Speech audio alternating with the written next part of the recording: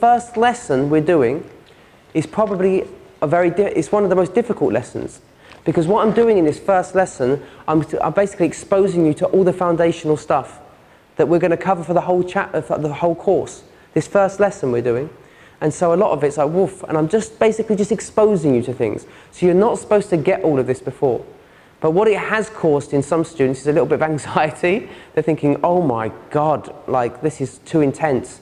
Don't worry, it's going to slow down. The next lessons are basically just going to build on those things. So that's normal, okay? But what I'd like you to do is to forget your preconceptions and worries about so you're sitting in the lesson and we said forget. So just forget about that you're worried about it, okay? And just say, and this is the key about the lesson is, what I get, what I don't, I'm going to forget it and deal with it later, okay? Don't panic about things, because once you're panicking, you can't do anything else. So just basically see it as energy running through your body. Because really, anxiety is a good thing. I don't know if I mentioned this last week. You know, if you're anxious about something, it means you feel that it's important, isn't it? That's the reality of anxiety. If you're getting up to do a speech in front of people, you get anxiety because you realise this is really important. I'm going to look like an idiot if I get this wrong. If you don't care about it, you have no anxiety. And so anxiety is a good thing. It's just that don't let it overwhelm you, whereby it prevents you from doing what you need to do. Have the anxiety, accept it, and move on. And we spoke about that in the revision lesson. Okay? So just see it's energy running through your body. Okay? Don't attach any importance to it. And also, what you get, you celebrate. And what you don't, you just tell yourself you'll leave it for another day. And what the key thing here is, I'm going to highlight to you what you need to know and what you don't need to know. If you look at that revision session we did, I did a lot of stuff. I started just booming stuff out. And some people are like, oh my God, do I need to know this? You don't need to know 75% of that stuff. That's just me because I've got to entertain myself as well. Okay? So it was just a practice in wowing you about the Arabic language. So all you need to know from last lesson is what? There are 3 components to to the Arabic sentence. What are they?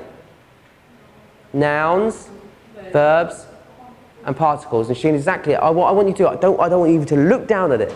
Okay? If you've got it, alhamdulillah. If you haven't got it, you just reinforce. You would basically. So remember, transferring is not. What's my catchphrase? Transferring is not learning.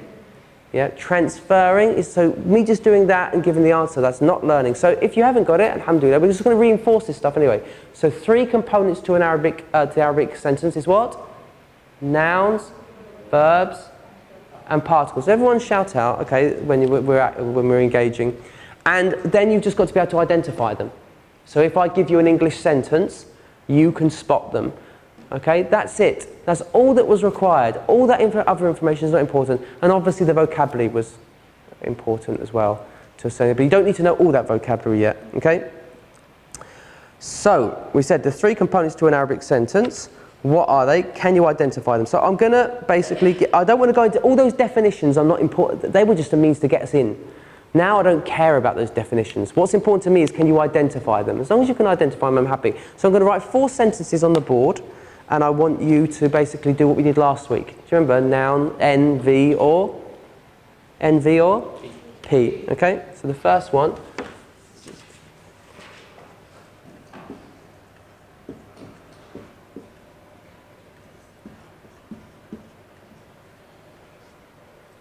So, the first one, dildar. So, what did you say? Particle. Particle. And the audience says?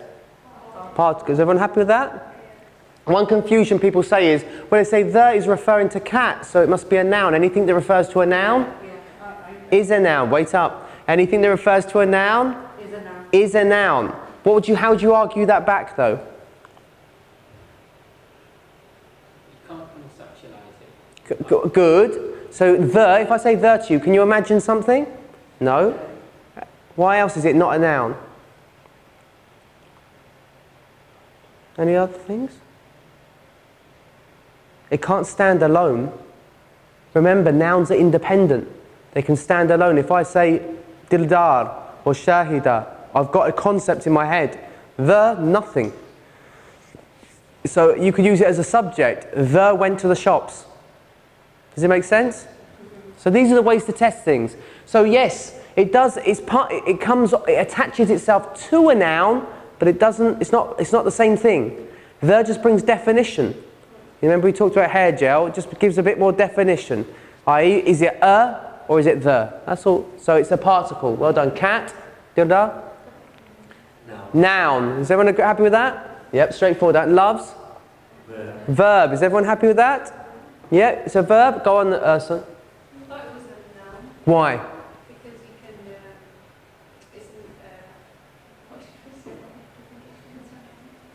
Because it can stand alone, it's like an emotion you can sort of... Good. Now, good. Because and someone else raised this point. Where you're talking about love, that's a noun.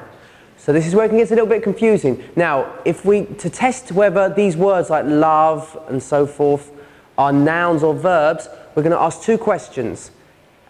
Who's doing the loving? If you've got an answer, that's a verb. Okay. But if I said, for example, love is kind, who's doing the loving? Exactly. So that's a noun now, because it doesn't have a subject. For something to, and I did that. I tricked you in the revision session last week. Do you remember? I put like love. No, you've got to have a subject, and it's got to be in a verb. For something to be a verb, it's got to have a subject, someone doing it, and it's got to be in time, i.e., past, present, or future. Now, the confusing thing even about time is you'll say, well, that's loves. That's not in time. It's just he loves. It's not saying he loved. It's not saying he's loving. It's not saying he will love. But this is where you need a bit of clarification. Also, habits and facts. Okay, they don't seem to be in time to a certain. Like for example, you say water boils at 100 degrees. You're saying, well, that's not telling me whether it's in past, present, or future. It's just stating a fact. Are you with me? Yeah, but that's considered in time still. So facts, like for example, water boils at 100 degrees, or habits, every day I go to the shops. These are considered in time. Okay. The most important one is that it's got a subject, a doer. If you can ask the question, what's the question we ask? Who or what is doing it? And you get an answer, that's definitely a verb. Okay? So who's doing the loving? It's a verb. Does that answer your question? The issue there? Yeah? Okay, the particle, cold. A noun. Do you agree? Go on. Why is it a noun? No, good. I want you to hesitate because it sounds strange. Why is it a noun? Because it's a characteristic. Yeah, it's a quality, which is usually in English we consider that what? An adjective. And adjectives in Arabic are nouns. Okay? Anything descriptive is a noun in Arabic. Okay? So cold milk, noun. Everyone happy with that? Yep. On, particle, the particle, table noun. Everyone happy with that? Second one now. Zuleika, I believe that I can fly. I. Noun. Everyone happy with that? Believe. Noun. Yeah? Did you all say noun? It's a verb. Who's doing the believing? Okay. Here's a general rule. In an English sentence, you're generally going to start subject, verb. After the first noun, you're generally always going to see a verb. Okay, it's an action. You're believing something. It's a weird action because it's internal, isn't it? Obviously. Okay, but always, if someone's doing it, it's a verb. Okay, if it's got someone doing it. That particle. Do you agree? Yes. There's a particle. What do you say, Justin? No, Why? because it's referring to What's it referring to? belief. But there's no belief here. There's believe. I believe that, but what is that? Yeah, because in the revision session I gave you 3 that's. Okay, if it's got a verb before its name, it's going to be a particle. This is a reporting particle, like I heard that, I knew that, I said that. When you've ever got that and it's just reporting a sentence, is considered a particle. Okay?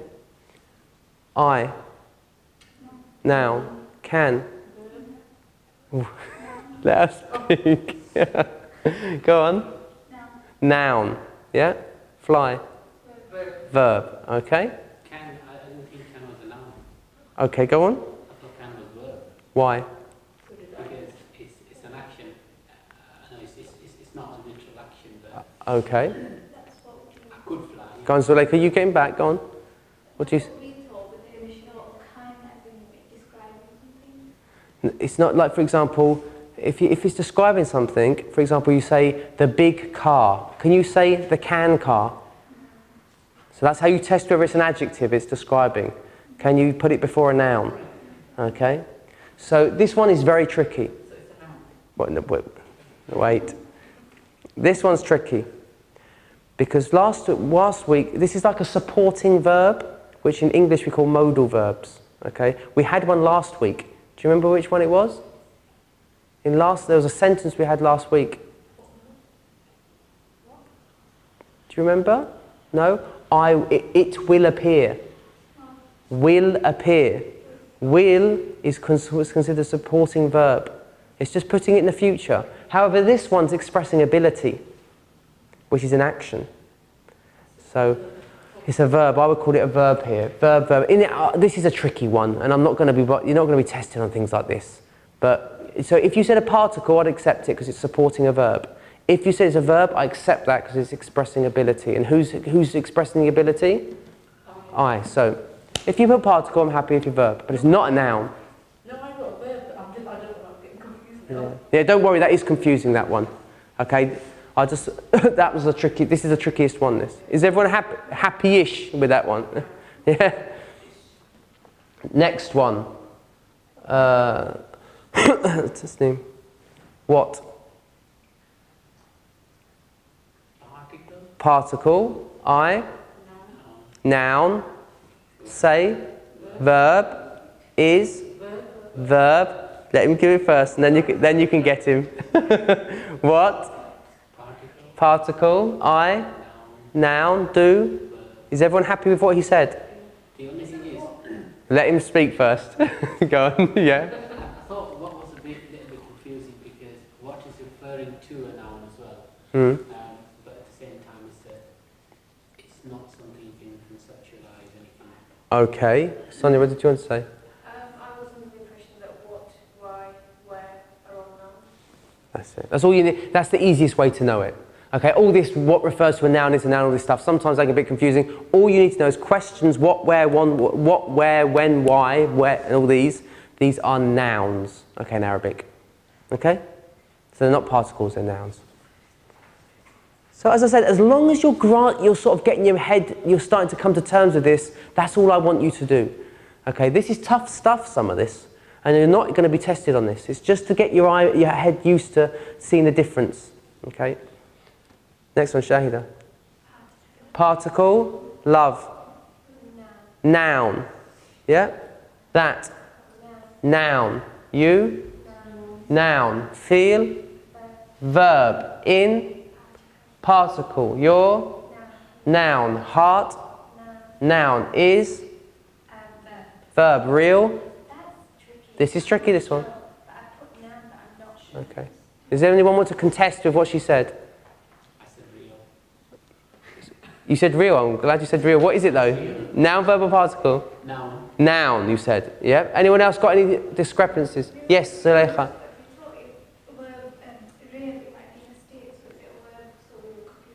Okay, okay, good, okay. Were they the only ones you contested, you differed with him with? Is everything else you're okay with? Sorry, Shahida, not he. Shahida. Is everyone happy with what Shahida's done? So yeah, particle, fine. Love, yep, because it's got the before it. If you've got the before something, it's always going to be a noun. Who's doing the loving? No answer, so it's a noun. Okay, that is a noun because it's referring to love. It's describing love. In fact, not to confuse you, where did I put my pens? Oh, there it is. Not to confuse you, but, well, I probably will confuse you, but anyway. All of this is extra to the sentence. The main sentence here is what? The love. And all of this is doing what?